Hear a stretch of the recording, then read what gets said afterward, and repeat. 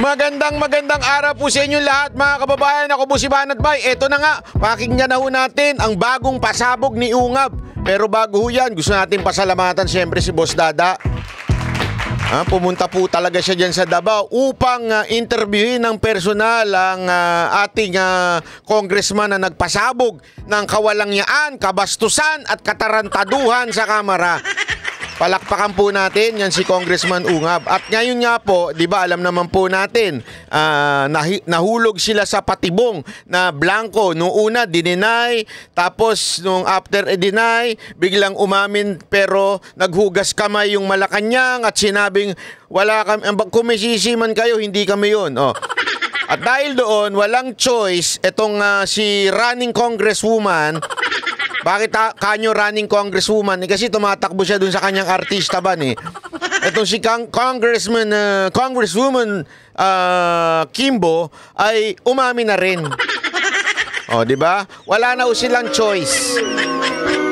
Wala na silang choice kung hindi umamin dahil nilaglag na po sila ng Malacanang patungkol dito. Sinabi ho ng Malacanang na hindi sila ang dapat sisihin dito at wala kaming pagkakamali dito. Sa madaling salita ho, parang sinabi ng Malacanang, oo, may mali, may blanco, pero hindi kami may kasalanan yan. Dahil yung dumating sa amin, hindi na blanco. Tama naman talaga ang Malacanang doon. Pero bago ho yun, yung BICAM report, may blanco.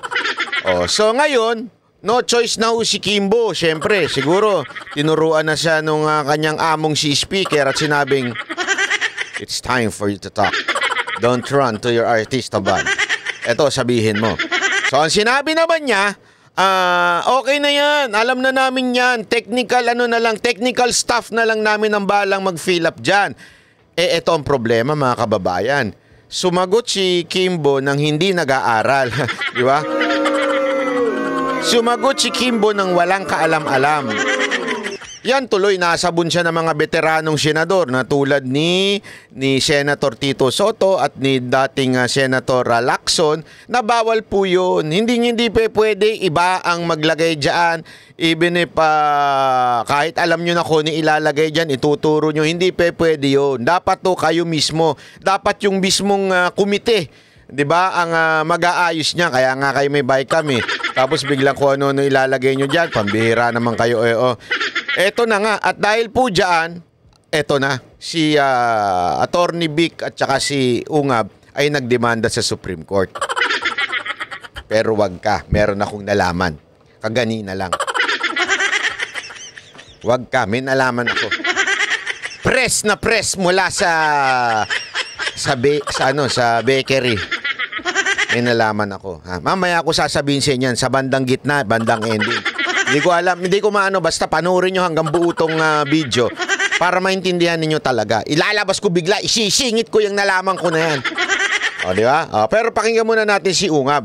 In-interview po kasi siya, walang iba o hindi ang ating kasamahan, ang ating partner na si Boss Dada. Di ba si Boss Dada pumunta pa sa Davao para interviewin si Congressman Ungab ng personal. Sabi ko sa kanya, punta ka doon! Laki-laki mong tao! Tulog ka ng tulog! Biro lang. Pinapunta ko si Ungab doon. Pinapunta ko si Boss Dada doon. Ayun, pumunta ka agad sa Colasas. Kasi favorite namin yung Colasas na yan eh. Diyan sa Davao, favorite namin. Pagdating doon, inuna muna ang pagkain bagong interview. At tapos, pumunta na ngayon siya para interviewin si Ungab. Masipag naman pala ito si Dada. Ito ha. Pera muna ng interview mo. Pasensya na ha. Magandang gabi po, Congressman Ungab. Boses pa lang ni Boss Dada, pang romansa na, di ba? Gago! Maraming salamat po una sa lahat sa mga exposés ninyo at talaga namang malaki ang naitutulong nito sa ating bayan ngayon. Tanyo, nag-walkout yung pusa. Bakit? Natakot sa boses ni Boss Dada. Sabi, ang laki-laki mo pero yung boses mo napakalambing. Hindi bagay sa'yo. Gago! Talay. Alam niyo naman po, noong una po kayong nagsalita kasama po ni PRD ay nag-react po ang Malacanang. At sinabi po ng Malacanang na kayo daw po ay nagsisinungaling, attorney. So, ano po ang masasabi ninyo doon na ngayon lumalabas na sa mga interviews ng mga congressman na iba-iba po yung kanilang panig, pero just recently po si Congressman Kimbo ay umamin na po sa wakas patungkol po diyan sa mga blankong items sa BICAM. Good evening. Actually, let's first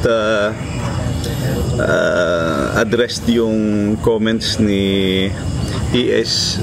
Bersamin, no? Mataas naman ang respeto natin sa kanya, naging Chief Justice yan. At saka, pero I think everybody knows, especially yung mga who were listening to that first podcast natin sa Basta Dabawin Nyo, na we were very clear that what we mentioned there was blank items in the BICAM report. We never mentioned blank items in the GAA. So, yan ang pinakamalinaw, di ba? Sinabi pinuint out kagad natin yan eh. BICAM report is different from GAA na pinirmahan ni Marcos. Kasi yung GAA, meron na dyan. Ang tanong, sino nga talaga nagsingit? Yun ang dapat nating hanapin. Yung culprit na yun, kung sino man yung animal, sino may putang inang yun na nagsingit dyan ng kung ano-anong numero. Diba? So, yan ang hinahanap natin. But malinaw, nilinaw ni Ungab na hindi po yung GAA ang tinutukoy nila paulit-ulit na BICAM report. So, klaro yun. So, we even made a rejoinder na what we said was blank items in the BICAM report. And we can prove it kasi before nag-ratification, lahat ng members, more than 300 members of the House and 24 senators receive a copy in their emails. At saka yung email ko, nung nabuksan ko, December 11 yung date ng email, although late ko na nakita, klaro yun. And a few pages lang, nagbubuksan mo, makikita mo na yung sa page SP11, meron ng blanks. So that's why gi-bring up ko, and na timing dito si PRD, nandito si Attorney Vic, si Attorney Delgra, same place, dito kami nagkita-kita noon. Nung pinakita ko sa kanila, so everybody's shocked. Ako rin nung nakita ko sa email, sa aking pagbukas ko ng aking email, nung nakita ko yung BICAM report, I was also shocked kung bakit pinirmahan yung BICAM report na may mga blanco. And it's not one or two, but 28 blank items in 13 pages. So ano talaga ito? It's a big issue na dapat masagot talaga ng BICAM members. Sir, ito pong inyo pong inahain sa Supreme Court. Ano po bang inaasahan ng taong bayan dito? After the long discussions, the long story, simulan natin sa kung bakit natin file yung kaso na yan. First and foremost, the framers of our Constitution envisioned a budget or a General Appropriations Act that will give priority attention in terms of allocation sa ating education. And we say education, buong education sector, and that should be the number one.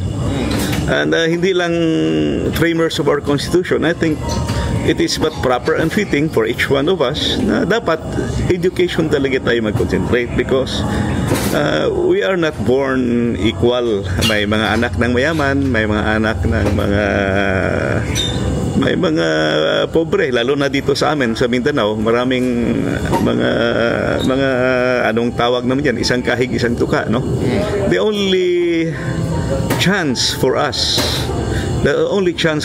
to... Grabe may background music pa. Next time, Dada, papatay mo yung background music. To get an equalizer is through education. Wala nang iba So mag-aral na mabuti, tapos through education, you might be able to learn how to improve our lives, improve our economic status. So it is only through education na pwede maging equalizer. And aside from that, on the Alam mo, sabi nga ni Congressman Ungab, kung bakit ba dinala yan sa Supreme Court. Kasi napaka-importante po eh. Isa sa talagang napaka-importante ang edukasyon. At alam natin po na nasa ating konstitusyon yan, dapat ang prioridad ay ang edukasyon. Eh di ba nakita naman po natin anong ginawa nilang pantatarantado sa ating mga Pilipino. Kunwari edukasyon, pero kung ano-anong inilagay doon na edukasyon sa militar, kung edukasyon kung saan-saan, di ba, sa kapulisan, doon isinama. Hindi ho yun eh. Ang dapat po talagang edukasyon, 'di ba, sa importante lalong-lalo na sa sa pag-aaral sa ating mga kabataan. Importante, alam nyo ito mga kababayan, never aasenso ang bayan natin kung ginagawa nilang tanga ang mga Pilipino. Bakit kanyo? Dikit-dikit yan eh. Pag ikaw wala kang edukasyon at hindi ka tinuruan mag-isip o di kaya hayaan maging mangmang hanggang lumaki ng lumaki, ang mangyayari sa bayan natin, boboto ng maling public official o maling kandidato. Bakit kanyo? Tanungin mo mga Pilipino ngayon. Ito lang simpleng-simple lang. Tanungin mo mga Pilipino ngayon, bakit mo iboboto ito? Kasi artista ito. Di ba? May mga ganyan. Sikat ito. Di ba? Mga ganyan eh. Kasi kumanta ito. Kasi kilala namin ito. Yung iba, di namin kilala yan. Wala, sino ba yan? Hindi, di ba? Ang dapat is, pag tiningnan mo, ano ba nagawa nito kung sakaling dati na itong re-electionist ito, ibig sabihin, dating naging government official, ano ba ginawa nito? Ano kaya ang gagawin niya? Ano ba ang gusto niyang gawin? Ano ba ang plano niya sa Pilipinas? Dapat ganun. Bakit hindi ho ganun ang attitude ng mga Pilipino? Kasi po, nananatiling mangmang ang karamihan po sa atin. Bakit po? Lack of education. Bakit to kanyo? Kasi napakahirap ng edukasyon. Aminin na ho natin, kahit ho ba may public school, marami ho dyan hindi ho nabibigyan ng pagkakataon. O di kaya, puno na. Maraming dahilan kung ba't hindi sila Kasi tandaan ninyo, ang tao nabubuhay to survive. Tama, mali. Yan ang una nilang priority. So, ano ibig sabihin nun? Pagkain, bahay, pangangailangan, kuryente, di ba? Tubig, pangsugal. Hindi kasali yun. Di ba, yun yung basic eh. Di ba? Dapat yan ang basic. Pero since hindi na nila nakakaya yan, dahil sa sobrang hirap na, wala na tuloy sila doon sa pangalawa, yung edukasyon. Kaya nga, binigyan ng importansya ng ating konstitusyon ang edukasyon sa ating budget para saluhin ito ng gobyerno. Bakit kanyo? Importante yan para umunlad ang bansang Pilipinas. Edukasyon. Importante yan para ang mga kababayan natin magkaroon ng sapat na sahod. Dahil nga, alam naman natin, sa trabaho, kailangan ng edukasyon. Di ba? Importante po yun. Ngayon, kung sira ang edukasyon ng bawat Pilipino dahil kulang at hirap, dahil nga po dito sa hindi sa-subsidize ng gobyerno, ano mangyayari? Magkakaroon tayo ng patuloy na kamangmangan sa ating bayan. At pag nangyari yan, asahan mo ang kasunod niyan, ang mga boboto ng mga Pilipino ay yung mga walang kwentang kandidato. At dahil dyan, bagsak ang ating bayan. Ganun ang mangyayari. So, kaya nga ginawang priority yan.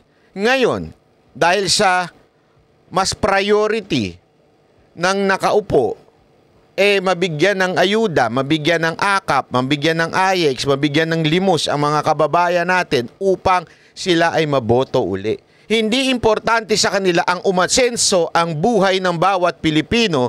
Hindi importante sa kanila yan. Ang importante sa kanila ay maiboto sila uli. Kaya ang budget ganyan. Yan ang isa sa pinaglalaban nitong mga kababayan nating sila Congressman Ungab at maging si Pangulong Duterte. Mantakin mo, binlangko, binawasan, tinarantado ang ating budget. Tapos, ganito mangyayari. Tama, mali. Di ba? Kaya ngayon, yun yung sinasabi ni Congressman Ungab dito, na kaya sila din, kahit papaano nagkaroon ng motibo na isang panaho ito sa Supreme Court. All development, socio-economic development ng ating bayan, that is, I would say, that is the only way we can make ourselves, the Filipinos, highly competitive or globally competitive. Kung educated yung ating mga kababayan, we will have an educated and healthy society. We can compete with the other with other countries in the world. So, na-shock ako dahil na-overtake ang budget ng education sector, na-overtake ng public works ng DPWH. So kung ikaw ay isang taong may malasakit sa iyong bansa, may malasakit sa iyong bayan, I did not say that infra is not needed. Yes, it is needed, but yung infra mo dapat nagfa-follow sa ating economic development plan, kasi meron tayong economic development plan yung infra na nasa economic development plan, yun yung nasa regular program ng DPWH, kasi approve ng NEDA yun, approve ng DBCC, approve yun ng infra committee doon sa NEDA. Yung mga insertions, katulad nung nangyari sa budget, 288 billion insertions of infrastructure at nilampasan yung education sector. That is not anymore in accordance with the economic development plan. Ang nangyari niyan, that is already a kind of yung gusto ng miyembro nung BICAM panel na nagsingit, pet projects nila. Nung araw, ang tawag niyan, pork barrel. Pet projects, siningit ng infra. Ang problema, nakalimutan nila na naglampas na sila at na-overtake nila yung education sector. And it's very clear in our constitution na number one priority, which we all must agree. Kung ikaw ay isang congressman o senador, bear that in mind. Number one, huwag kang maglampas sa nakasaad sa ating saligang batas. The Constitution says give priority to education. Now, when you approve the BICAM and you have overtaken, sabi ko, you have overtaken the budget of the education sector, nalampasan ng infrastructure, something is wrong. So nag-research na talaga ako. Pero haba-haba ng aking research, may part 1, may part 2, may part 3 ako sa aking research. Klaro yun, kasi yung President's message sa budget, siya nasabi niya na 977 billion, number 1, yung budget ng education sector, 977 billion. Tapos yung number 2 is the budget of the DPWH, which is 900 billion. Then pagdating sa BICAM, binawasan ng 31 billion yung education sector. Tapos dinagdagan ng 200. Eto para mas maintindihan natin, ipapakita ko po sa inyo kung gaano kinawalang niya. At sabi nga ni Ungabe, yan ang dahilan kung bakit siya pinag-aralan niya, ni-research niya ho ito. Ipakita natin, ito po yun. Ito po ang nangyari doon sa budget. 1.1 trillion. Mula doon, tinaas niyan ay 288 billion. Ayan po. Sa DPWH. Bakit kanyo? Naku po. Alam naman po natin. Nasa karsada ang korupsyon. Naandyan sa flood control project. Ano yan? Yung flood control na pinagmamalaki nila na hanggang ngayon bumabaha pa rin. Umatsing lang ang langit, bumabaha pa rin. Dinagdagan ho nila yan ng 288 billion. So ang total, 1.1 trillion. Imagine niyo to trillion. Hindi po ito million, Hindi po ito billion, trillion. Ganito katarantado itong mga to. Trillion po, mga kababayan, ang budget sa DPWH. Ano yan? Rock netting, flood control project, tulay, kahit wala namang sapa, o ilog, di ba? Anong tulay yan? Tulay ba yan sa dagat? Ganyang kamahal? Ano yan? Eh wala na nga yung mga build eh. Supposedly, kinancel na yung mga iba doon. Oh, talagang kahit nga meron nga nagkwento sa akin. Eh. Alam niyo yung nilalagay na kulay, yung parang gano'n, nilalagay na mga ganyan-ganyan sa gilid. Although hindi ganito itsura nun. Square yun, square. Parang ginaganito, nilalagyan nila yung gilid pag, ayan, pagpakurba. Yan, pagpakurba, para may mga harang yan eh. Yan ang purpose niyan, para hindi tumilapon kung sakasakali may aksidente. Ang laki ng kita dyan. Diniscuss yan. Milyon po kada ganito, kinikita nila sa isang karsadang ganun ha. Milyon ang kinikita ng mga animal na nagnanakaw dyan. As makakakita ka daw sa mga lugar na straight line na may ganun. Na wala namang purpose. Ang purpose talaga nun, kanto yun eh. Tas may ano yun eh, may reflection yan. Yung parang may kulay yan na para pag makikita mo. Ganun. Milyon daw ang kinikita dyan. Saan yan? DPWH. Kaya nga, ako, sa totoo lang, yung 1.1 trillion na yan, hindi naman po DPWH mapupunta yan. Budget yan ng mga mambabatas natin. Bakit? Eh sila lang naman din ang mga kontraktor. O, di kaya kamag-anak nila, asawa nila, kabit nila. Ganyan yan. Tapos ano nangyari? O, DSWD, o, bumaba. Pero kung bumaba man yan, hindi dumaba sa akap yan ha. Sa 4-piece po bumaba yan, yung mga hindi butante. Kasi yung 4-piece, yun yung sa mga talagang, sabi nga nila, yung sa mga sagad ng kahirapan. Mga hindi butante yun. Kaya binawasan yan, tapos inilipat doon sa akap. Ano yung akap? Ito po yung parang tumutulong doon sa may mga kapos ang kita. Kaya nga akap yan eh. So, doon nila inilagay. Binawasan nila, pero nilagay naman nila sa akap. Oh. PhilHealth, 0 from 74 billion. Grabe. CHED, 26.9 ang binawas. Di ba? Oh, ang DOH, naku po, 25.7 billion ang binawas. Oh. Ang pinakamalaking tinaas, ang pinakakurap na ahensya ng gobyerno. Hut-hutan ng mga mambabatas natin. Oh, di ba? Mga tarantado talaga eh. Di ba? Oh. Papakita ko ba sa inyo? Oh, eto. Banat Bay, kanino ba napunta yan? Sino ba ang pinakamalaki ang talagang kumita? Ito hinalimbawa lang natin ito ha. Sino ang pinaka-umangat ang budget? Pakita natin. Yan. Tingni. Panbihira. Tingnan mo. DepEd, bumaba ng 11 billion. DOTR, bumaba ng 16 billion.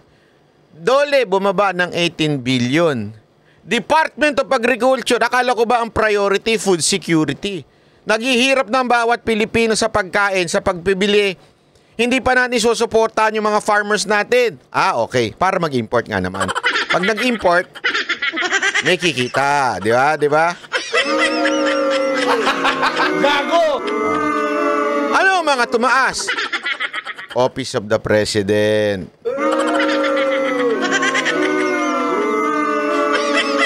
5 billion ang tinaas. Senate, 1 billion ang tinaas. At ang pinakamalaking itinaas, palakpakan mga kababayan, ang House of Crocs. Ang mga buwaya, mga buwaka ng inang buwaya sa Pilipinas, di ba? Napakagago. naging dinagdagan ng 17.3 billion, no, 'di ba? May kita na nga sila sa DPWH. May kita pa sila dito. Oh. Grabe. Barbers, hindi ito fake news, ha? News 5 ang ano nito, ang nagbalita nito. Atin lamang po itong nire-reactionan. Hindi po ito fake news, Barbers, ha? Baka fake news na naman ang sabihin mo dyan. Diba? Diyan pa lang mga kababayan eh. Dito pa nga lang nakakatarantado na eh. Diyan pa lang nakakatarantado na 1 trillion na ngayon ang budget ng DPWH na alam natin pinakakurap na ahensya ng gobyerno. Alam natin diyan humuhut-hut ang mga mambabatas, particular na mga congressman. Tapos, sino pa tumaas? House of Representatives. Talaga naman eh. May nakausap ako kanina, hindi ko na lang sasabihin eh. Magaling na tao ito, tumatakbong senador ito. Napakagaling, pinakamagaling na tumatakbong senador ito. Sabi niya, alam mo, ang Congress, hindi lang sila corrupt, hindi lang sila magnanakaw, sila po ay, sobrang bulag na sa katotohanan, sila po ay wala nang pakiramdam. Ibig sabihin talagang manhid na po sila sa mga nangyayari sa Pilipinas. Sobrang manhid na po nila, hindi na nila naiintindihan at nalalaman kung ano ang galit ng taong bayan.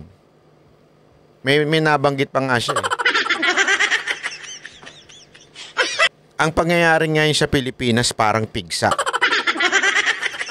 Anong parang pigsa, Banat Bay? Kadiri ka naman, kumakain ako, pigsa. Hinog na daw eh. Nagkaroon na ho ba kayo ng pigsa sa puwet?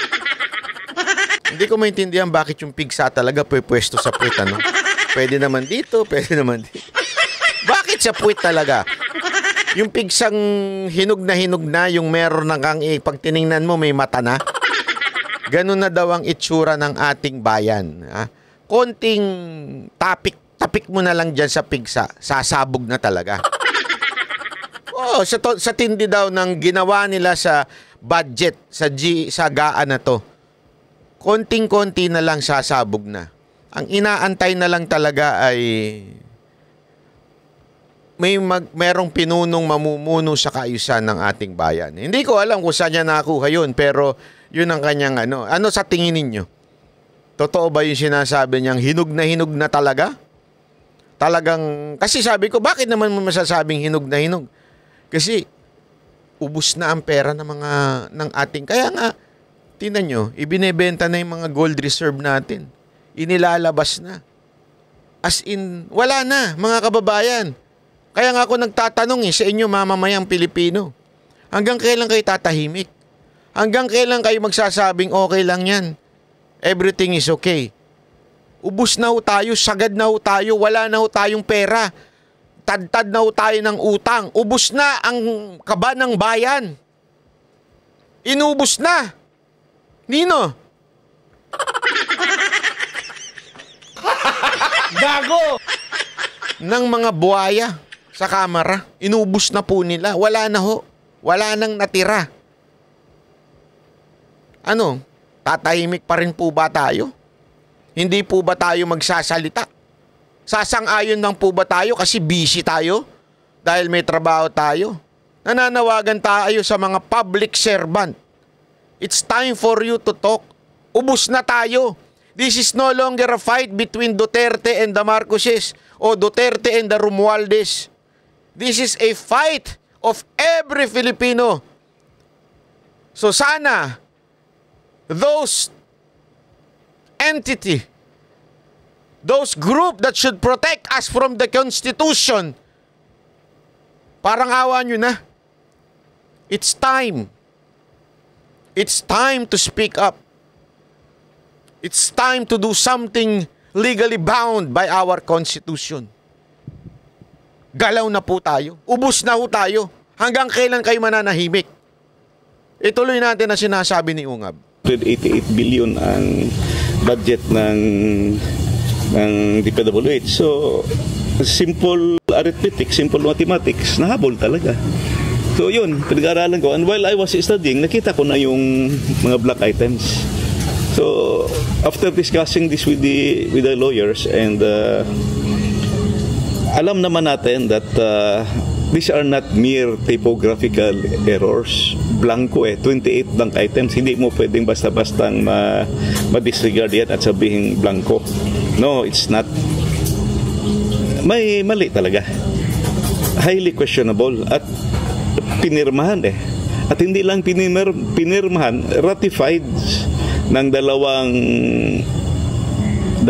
houses of Congress. Both houses of Congress has ratified the bicameral conference committee. So hindi mo na pwedeng baguhin yun after ma-ratify.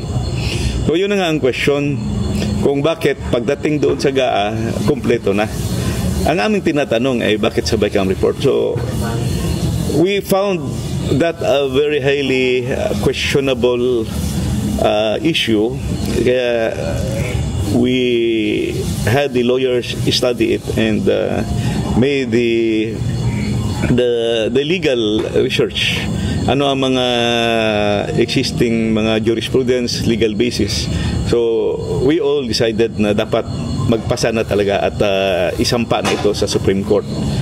Dahil that's the only recourse. So malinaw po, hindi ho nagsampa ng kaso sa Supreme Court para po gipitin ang o sisihin, kung hindi ho ayusin. Yun ang ano dito That's the main goal. Ayusin po yung budget natin na ang makikinabang ay hindi ang mga kurap na buwakin ng inang mga congressman o mga senador.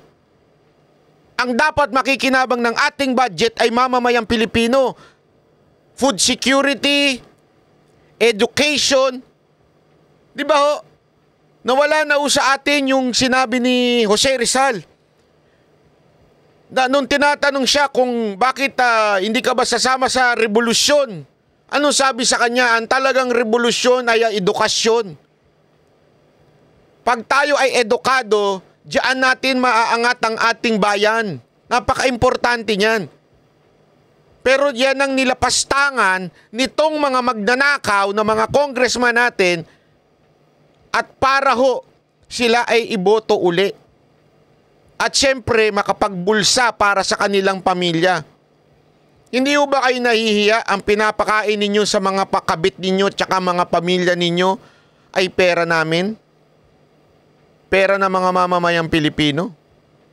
Nagtanong ka pa banat ba? Di talaga may yaya mga yan. Animal ya mga yan. Gago! Walang niya talaga yung mga yan. Yan po ang purpose. Para maayos. Hindi ho guluhin ang bayan natin. Kung hindi ayusin. Sa madaling salita parang i-recall o parang bawiin muna at ayusin muna. Dapat prioridad, edukasyon. Kasi tandaan ninyo, eto mga kababayan, para lang alam ninyo, kaya nga, di ba yung kinikwento ko sa inyo, meron nangyayaring girian between Malacanang and the House. It is because, nung una, edukasyon ng priority, yung unang pinase. Yung inayos ng Malacanang at DBM, edukasyon Along the way, nung nagde-deliberate na, dyan na, minulest siya, ginahasa, ginangbang ng mga congressman natin yung budget at inilipat lahat sa akap. Gago! Hindi ko alam kung kayo ay sadyang mga sweet lang at akap kayo ng akap. Gago! O talagang manyako lang kayo kasi ang hilig nyo manyakap, di ba? Gago! Napirmahan na at approve ng budget and it's now undergoing implementation.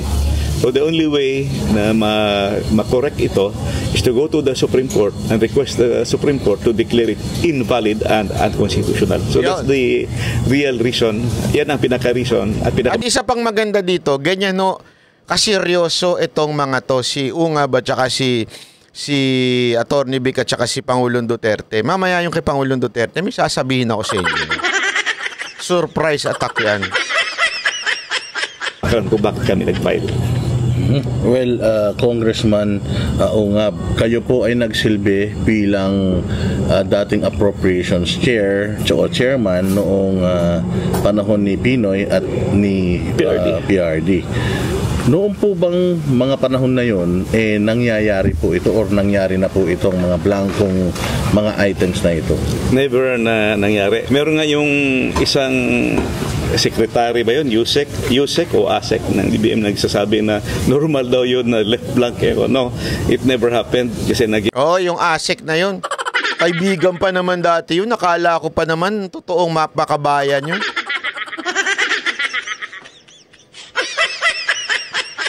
Pinuri-puri pa ng mga DDS vloggers. Kaya ako talaga sabi ko sa inyo, hindi na lahat ng mga nakakakita nyong kakampi ngayon ay magiging kakampi nyo pa yan in the future. Hindi. Bakit kanyo? Marami dyan mga kakampi dahil meron lamang silang pakinabang. Kung hindi man pakinabang financially, malamang sila po ay naglalaro dahil gusto lang sa posisyon. Ngayon, nanggaling yan sa ASIC dati sa kay Pangulong Duterte, ngayon ASIC ng pinagtatanggol niya. Hindi, ito walang biro ito Sabi ko sa inyo, nung ako po ay tayo po ay patuloy nagbablog, meron po tayong mga nakilalang mga opisyal, may mga nakilala po tayo. At nung pagpasok ni Marcos, merong mga opisyal ng gobyernong galing kay Duterte na tumuloy kay Marcos. Okay, meron. Yung iba dyan, kinukuha. Mga vlogger, kinukuha. Meron pa ako dyan nakasama Hindi ko na lang sasabihin. Ayoko, tumatakbo senador yung animal ngayon Pinatawag ako. So, sabi ko, libreng kain. Sabi ko, libreng kain. Alam naman ako, mababaw kung kaligayahan ko may libreng pagkain nito. Punta naman ako, libreng pagkain. Tapos nung nagsasalita na siya, sabi ko, tanginan to, sintu-sinto. Sabi ko, kasi ako, bukas naman ako Sabi ko naman sa inyo, bukas ako na kung isang kandidato o isang politiko o isang government official ay maayos, kahit anong kulay mo pa, susuportahan kita. Bakit? Kasi nga, you are for the country. You love our kababayan. You love the ordinary Filipino. Suportahan kita kahit malapit ka pa sa Marcos, walang problema yan sa akin. Nung inimbitahan kami, na-explain niya. Tapos, doon pa lang naamoy ko na. Sabi ko, kinang inan to. Ay, sorry naman. Sabi ko, inan to. Tatakbo lang itong senador. Halata ka, Brad. Halata. Pang-artistahan ng galawan mo. Kaya sabi ko, nag-text ako doon sa nag-imbita sa akin. Sabi ko, pasensya na out ako sa grupo nyo, hindi ako dyan. Ako para ako sa bayan. Kung maganda naman ang gagawin yan, walang problema. Pero kung kagaguhan ang gagawin yan, asahan mong hindi ako pepreno dyan. Kasi siguro, niyaya ako doon para po hindi po ako bumatikos o whatsoever, di ba? Sandali, nagbibideo ko Wait lang, may tawag ng tawag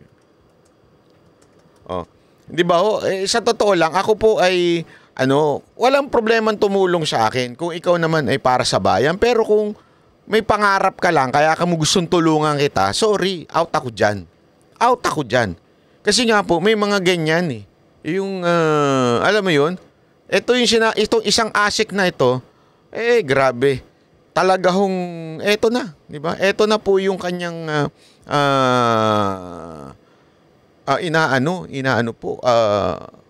pinopromote niya. Kahit na alam niyang mali-mali na. Ito yung tinutukoy ni Ungab. Chairman ako twice ng appropriation chairman at saka appropriations committee at saka naging vice chairman din ako. It never happened kasi nagbabasahan man ako ng BICAM report. At saka china-challenge ko nga siya mag-present ka ng isang bicameral committee conference report na merong blanco. I doubt kung makaproduce kayo. Assuming nakaligtaan, siguro 1 or 2, but when you say nakaligtaan 28 blank items, hindi pwede yan. 28 blank items, 13 pages na may blanco, hindi pwede yan. So, it never happened in the past. And during my time, Mas maganda pa ngayon kasi na-remember ko yung produkto ng House na GAB. Gagawa namin ng summary yun, at saka yung produkto ng Senate na GAB gagawa ng summary. Ilagay mo side by side, gagawa ka ng matrix, then look at the difference of the variances. So doon ka magsimula sa yung Bicameral Conference Committee. So mas madali noong araw eh. Ang nangyari kasi ngayon, binago talaga lahat, at it seems naging third chamber yung Bicameral Conference Committee. Pero Ops, bago tayo dyan, maganda to sinabi niyan to eh, na maunawaan natin bakit naging third chamber na yung BICAM. Ito paliwanag dyan ha, sandali. Chotomate. Napaka-importante nito eh. Yung maganda tong pagkapaliwanag ho ni Ed Lingaw dito. Bakit ba third chamber? Na yan ba ay tama na maging isang third chamber ang House? Anong ibig sabihin nun? Chotomate kudasai. Ito. Pasok. Sa BICAM report ng 2025 budget, umabot na po sa Korte Suprema. Ang punot dulo ng kontrobersya, ano ba talaga ang kapangyarihan ng tinatawag na Bicameral Conference Committee? Teka, ano yun? Ganito po. Ang Senado at ang Kongreso gumagawa ng mga panukalang batas. Isang halimbawa po dyan ang taunang budget. Pero siyempre, madalas may mga pagkakaiba ang mga yan sa detalye, sa mga numero at pati po sa pagkakasulat ng batas. Pero kailangan kasi isang version lamang po ang pipirmahan ng Pangulo. So, paano yun? Diyan papasok ang tawag na BICAM, ang Bicameral Conference Committee. Isa po itong joint committee na kinabibilangan ng 8 senador at 16 na congressman na siya pong paplansya sa mga pagkakaiba ng dalawang bersyon. Paplansya lang sa pagkakaiba ng dalawang bersyon. Kasi lagi niyong tatandaan, laging may ganyan eh.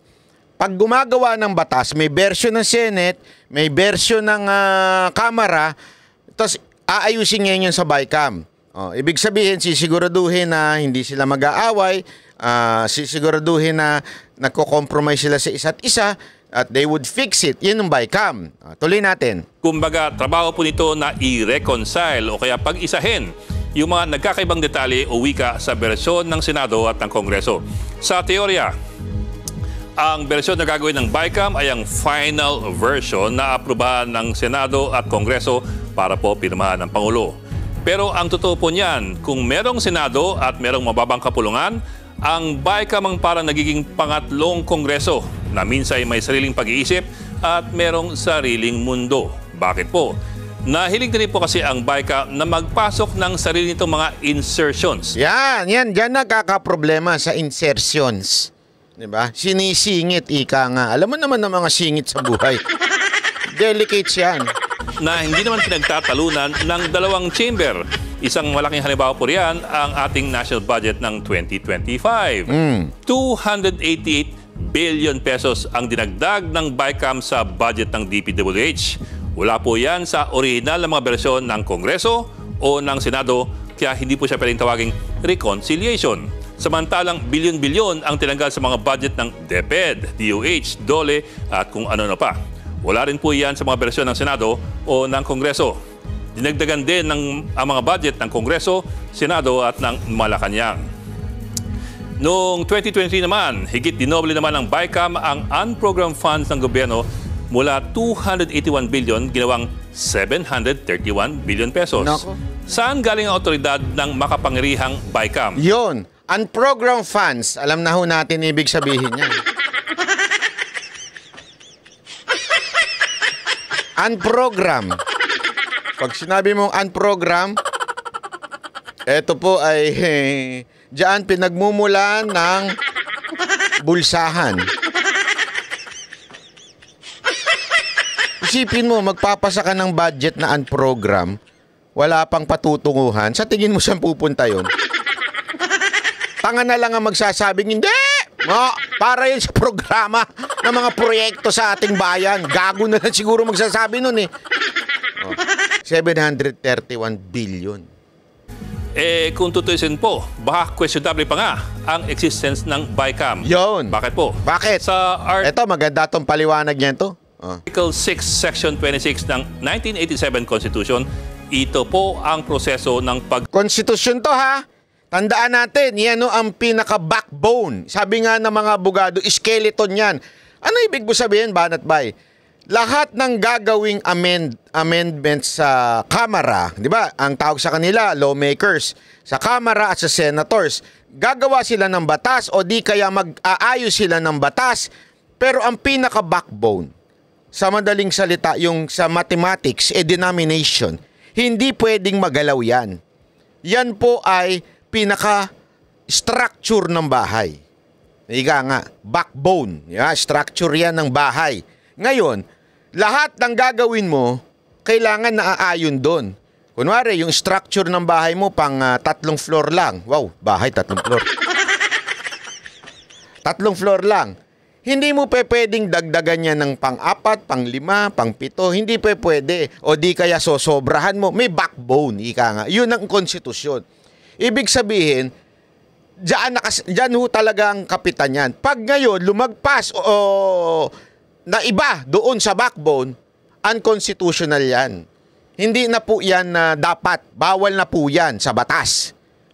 Ito, pinapaliwanag sa ating konstitusyon daw, Article 6, Section 26. Bill must pass 3 reading in both houses. 3 reading sa Senado, 3 reading sa Kamara. Upon last reading of a bill, no amendments thereto shall be allowed. Anong ibig sabihin yan? Pag finale na po yan, hindi na pwedeng galawin yan. Hindi na po pwedeng dagdagan yan. Alinaw ho, no amendment. Ano ibig sabihin ng no amendment? Bawal lang ayusin yan. No amendment. Kaya nga dito, sabi ni Ed Lingaw, medyo yung ginagawa ng BICAM na nagpapasok ng insertion, kasi tandaan niyo yung budget is a law. Tandaan niyo po yan. Yung budget na inayos ng Kamara at ng Senado, batas yan. Kaya nga pumapasok yan dito. Dapat, batas na yan, hindi na pwedeng, ano nakasulat?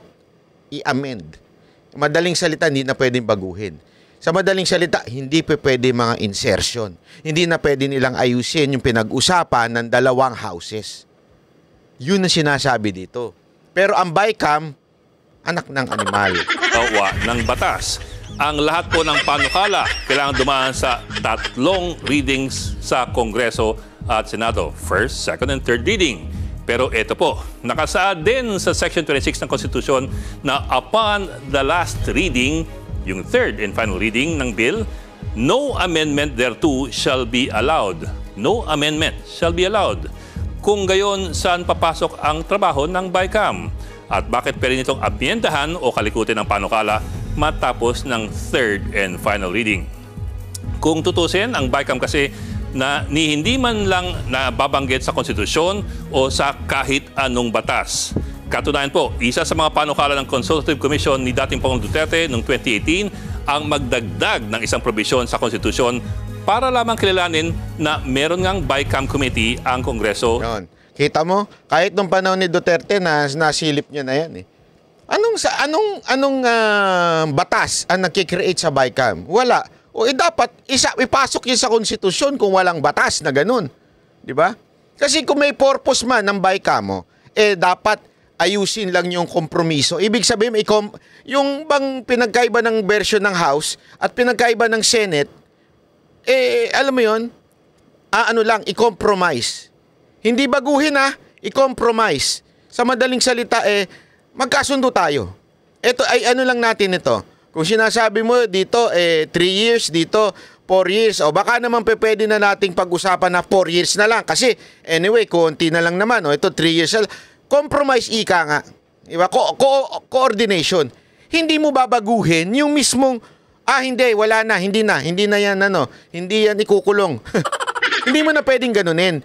Pinagaano mo na lang yung mga details na maliliit lang, para bagang maayos lang, ma-coordinate na wala nang gulo between Senate and the House. Kasi kung buong Senado, pag-uusapan pa, buong House, ang gulo na naman yan. So, paliitan na natin. Yan ang purpose ng BICAM Committee. Ngayon, nasabi ni Pangulong Duterte, ano bang batas ang nakasusuporta, nagkikreate ng BICAM? Wala. Kaya nga, yung mga, yung committee daw na binuo ni Pangulong Duterte, consultative committee, ay sinuggest na ilagay yan sa konstitusyon. In existence. Dahil sa ngayon, ang BICAM lamang po ay binubuo lamang ng Senado at Kongreso sa pamamagitan po ng kanilang sariling mga House Rules. Halimbawa, sa Section 62 ng House Rules, inaatasan ng Conference Committee na gumawa ng mga reconciled version ng isang panukala. Sa Section 63 ng House Rules, nakadetalye na dapat ang mga binago ng BICAM sa magkaibang bersyon ng Senado at Kongreso. At ang final na bersyon ng BICAM aaprubahan po ng mayorya ng Kongreso. House Rules lamang po yan. Sa Senate website naman, sinasabi na ang Conference Committee ay merong malawak na flexibility or wide latitude sa pagbabalangkas ng pinal na bersyon. So ano pong ibig sabihin nito? Walang batas o patakaran na gumagabay sa Bicameral Conference Committee maliban sa kung anumang mga patakaran na gusto po ng Senado at ng Kongreso. Mga internal rules kasi yung mga ito. Dahil nga, ang lahat po ng mga ito ay internal arrangement lamang ng Kongreso. At dahil internal lamang ang lahat ng ito, kung anong gusto ng Kongreso, yun din ang kanyang ginagawa. Grabe, no? So, ganyan po ang nangyayari sa ating bayan. Sinasabi po nila, Congressman, na ang kanila pong sinasabi ngayon is yun daw pong BICAM report ay hindi naman daw po siya constitutional in a sense na hindi pa naman siya batas. So, hindi daw ito papansinin ng Supreme Court. Ano pong masasabi ninyo doon? Diyan sila nagkamali because bicameral tayo eh. Meron tayong House, meron tayong Senate. Yung produkto ng House at produkto ng Senate, magkaiba. Dahil iba yung produkto, gawin mong i-harmonize mo o kuhan mo. Mag-uupo sila para mag-agree, i-reconcile yung difference. So, for it to be reconciled, kailangan mo ng Bicameral Conference Committee at panag-agree na gagawa ka na ng report, Bicameral Conference Committee report. Saan ka kukuha ng basis para sa GAA mo kung wala kang Bicameral Conference Committee report? So, you cannot jump. Basis for your enrolled bill is the Bicameral Conference Committee report. So you cannot disregard the Bicameral Conference Committee report. You cannot belittle it because whatever figures are in that reconciled Bicameral Conference Committee report, yun dapat ang lalabas sa yung enrolled bill ng General Appropriations Act. Or kung General Appropriations Act, yun na yung mapipirbahan na yung Presidente. So, mali yung nagsasabi ng gano'n. Hihingan ko lang po kayo ng opinion patungkol doon sa, kasi kung makikita nyo, kumakalat po sa social media noong mga unang araw, umiiwas itong si Chairman Kimbo sa mga tanong patungkol dito, and then yesterday, ito po yung eksaktong sinabi niya, at the point of signing by the BICAM members ay lahat naman po ng appropriations or amounts have already been decided upon. Ibig sabihin, lahat ng naging correction sa ating technical staff, lahat po yan ay ministerial na lamang. Ibig sabihin, calculator activity na lang po. Ano pong masasabi ninyo doon? Kung determine nila ang amount, bakit hindi nila sinulat sa Bicameral Conference Committee report? Second, there is no such thing as ministerial correction. Because kung titingnan mo yung Bicameral Conference Committee report sa last part, meron doon nakasulat omnibus motion. And that omnibus motion, asaka every year meron yung omnibus motion eh. So halos may memorize ko na nga yan. Yung omnibus motion allows the technical staff, the technical working group to make the necessary corrections for grammatical, typographical at printing errors lang.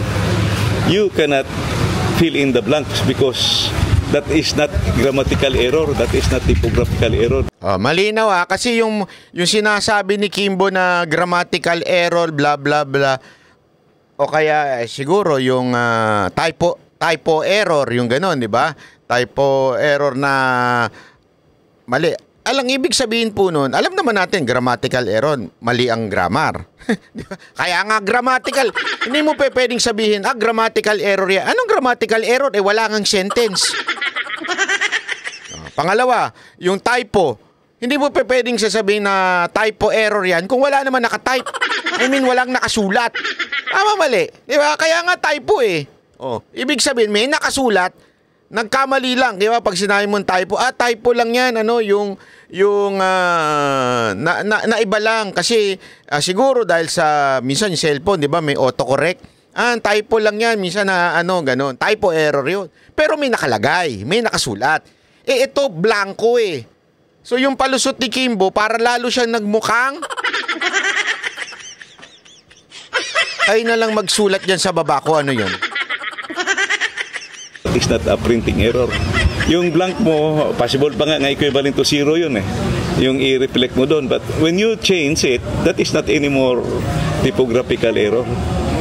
So, mali yung sagot niya. And ano rin po ang masasabi ninyo doon sa sinabi ni Senator Tito Soto? Kasi alam naman po natin, yung pong posisyon na yan, usually binibigay po talaga sa mga yung matatagal ng mga kongresista. And alam naman po natin na itong mga kongresistang na humawak nitong posisyon na to sa administrasyon na to ay mga bago lang. At sinabi po ni Tito Soto or dating Senate President Tito Soto, some of our legislators need to undergo parliamentary rules and procedures workshop. Ministerial corrections by technical staff are never allowed in any bill, much more a law. You bring it back to the plenary. Ano pong masasabi niyo? Tama, correct. Experience na at saka nag-aaral yan si Senator Soto. Yung maalala ko, yung halos magkasabayan sila ni Senator Ping na nag-aaral sa budget. Yung sinabi ni Senator Soto, tama yun. Pag may mali ka doon sa Bicameral Conference Committee report, you can only correct it by bringing it back again to the plenary. Ito problema, inapprove na nila at pinirmahan na at na-ratify na. Yon. So you cannot bring it back anymore to the plenary. Kasi Meron pa palang mali. Hindi lang pala sa ibabalik mo sa plenary, hindi na pwede kasi napirmahan na. Final na ng BICAM report. napirmahan na ng presidente. At the budget is already undergoing implementation. So, tama yun. Nung araw, bago ka maging chairman, dapat vice chairman ka, working vice chairman ka talaga matagal. So, at saka may... Kasi yan yung problema talaga ngayon mga kababayan. Yung mga nilagay dyan, parang mga bagong ewan. Okay lang naman kung bago ilalagay mo dyan, di ba? Mga bagong congressman o kaya kasi hindi lang naman sa pagiging congressman Yung mismong humawak ka ng pera, napaka-importante niyan, di ba? You will never put someone na doon sa hahawak ng pera, yung katiwala mo sa madaling salita sa kumpanya. May mga vice president for finance.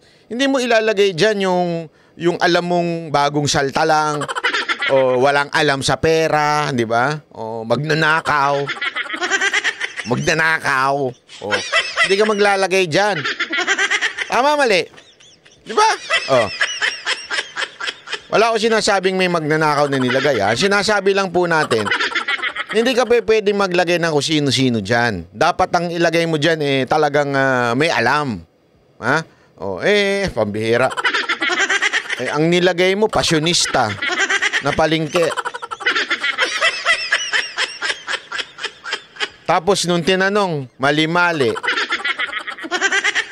Hindi ko nga alam kung sinasadya Hindi ko alam kung sinasadya ni Martin na kung sino-sino na lang ilagay dyan para madali niya bang mauto? Madali niyang utus-utusan? Kasi kung iba yan, kasi may mga ganun di ba? Minsan, lalo na yung mga insecure na leader. Yung mga insecure na leader, hindi yan kukuha ng mga tauhan na matatalino. Kukunin lang yan, ang priority niyan ay yung sip-sip. Hindi kukuha yan ng mga magagaling. Bakit? Ma-overshine mo yung master. Diba? O di kaya, baka hindi sumunod yan dahil matalino yan. Alam niya ang tama sa mali. So, kukuha ka lang ng sip-sip. Yun ang importante sa'yo, sip-sip. Kasi nga, insecure ka eh. Kung matalino kang tao, kung magaling kang tao, hindi ka insecure. Maglalagay ka dyan ng mga magagaling, di ba? Maayos. Bakit ganito yung mga pinaglalagay nyo dyan? Mga seminars yan noong araw, yung mga congressman at senators. So tama yung sinasabi ni Senador Soto, mag-seminar muna kayo. Isa tama, sabi ni Soto, mag-seminar daw muna kayo. Tama naman eh. Oo, tunay yan. Ito pong sagot ng Malacanang, sila po yung kauna-una sumagot doon sa inyo pong inilabas ni Pangulong Duterte nung kayo po ay nag-podcast. Ano po kaya sa tingin ninyo, bakit sila nag-react ng mali doon sa maganda naman sanang adhikain ninyo? And isa pang tanong is, do you think na morally dapat ang Malacanang nanghihingi or humihingi ng paliwanag dito sa mga issues na ito? Actually, in any agency, lalo na yung executive department, you have a lot of technical consultants at saka ang dami mong kabinete dyan, may economic team ka. So the economic team, particularly the DBM, should have briefed, dapat i-briefing yung president at saka executive secretary na ito yung issue, kasi mali talaga yung statement because what we were referring to clearly and unequivocally, yung sinabi namin blank items in the BICAM report. We never mentioned about GAA. So kaya lumaki tuloy yung issue kasi mali yung sagot. And sila pa nagpalaki talaga. Totoo. Hindi, isipin mo kung hindi sana nag-react ang Malacanang kasi talagang tiningnan nila. Kaya nga alam mo, Mr. President, I'm telling you, may problema sa mga nakapaligid sa'yo. Kung sino man ang bumubulong sa'yo, may malaking problema. Bakit? Sana binulong ng tama. Binulong sa'yo, oy, sabi ni Duterte, blanco daw pinirmahan mo. Tangina, hindi nakikinig.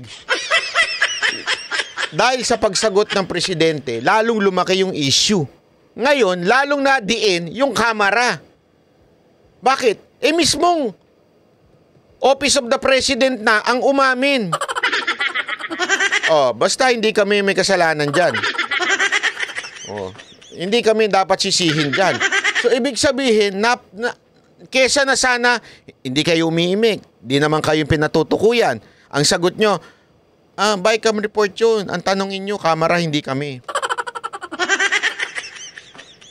Kaya ganun lang sana eh. Wag kami tanongin nyo, tinutukoy ng dating presidente at di ungab ay yung BICAM. So doon sila ang tanongin nyo, wag kami. Dahil tinuruan ka ng mali itong mga gunggong na nakapaligid sa'yo, ayan tuloy, pinapahamak ka. Ayan ang sinasabi. Final question na lang po. Alam natin medyo busy si Congressman Ungab. Do you think you deserve an apology for itong mga politiko na ito na tinatawag kayong mga fake news peddlers at kayo daw ay sinungaling?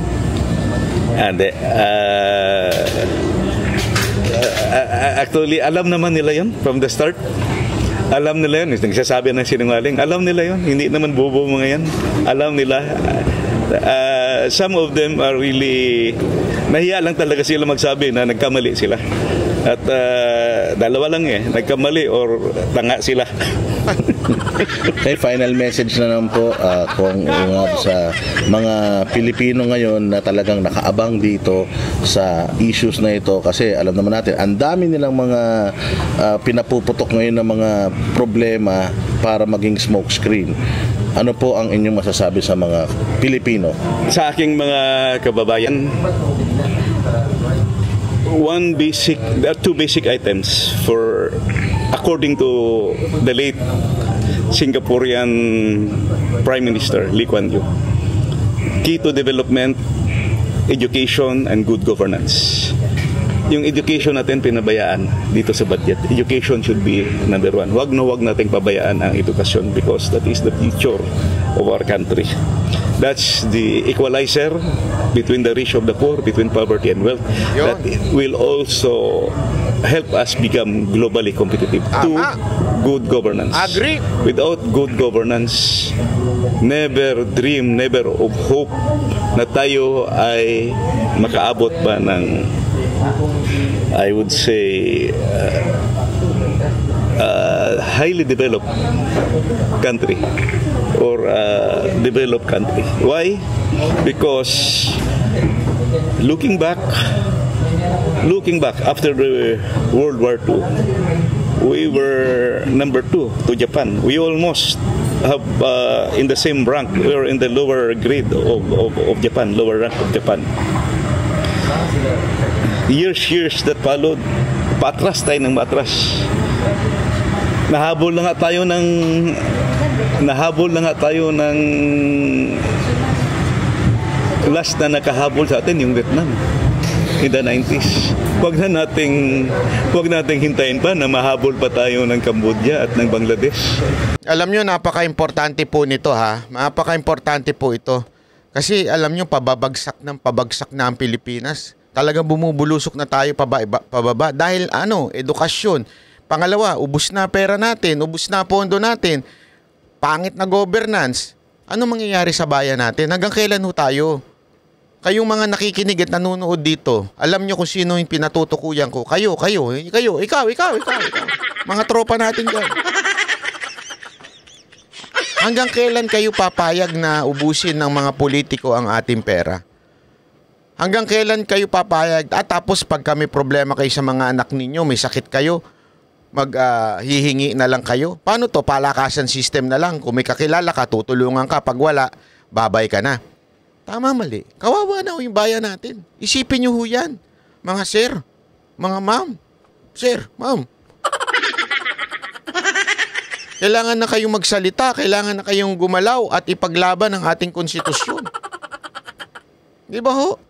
Tayo po ay nananalangin na sana ho ay may magising na ho sa ating mga kababayan dyan. Importante po ito. At ang balita ko nga, may susunod na dudulog sa Supreme Court. Di ba? Sino ba yun? Ewan ko. At yun daw ang magiging basihan ng impeachment proceedings. Sino ba yun? Ewan ko. Sino ba kasama ni Ungab at saka sino ba kasama ni Atty. Vic dun? Dudulog din daw yung isang abogado dun sa husgado. Yeah? Sa Supreme Court. At ito na magiging mitya ng impeachment. Naku po, ano kayang impeachment? Yung impeachment kaya ni BP Sara Duterte yun? Abangan po natin. Kaya mga kababayan, walang bibitaw sa issue ng budget dahil pera natin ito eh. Ano to? Okay na. Kasi sabi na iba, move on. Ulul! Nanakawan ka ng milyon? Move on? Hindi pwede yung kailangan may managot. Tama, mali. O kaya bantayan natin to, di ba? O ako po si Banat, bye! Yan ang Banateros, boses ng ordinaryong Pilipino. Banateros ay walang makakaaway.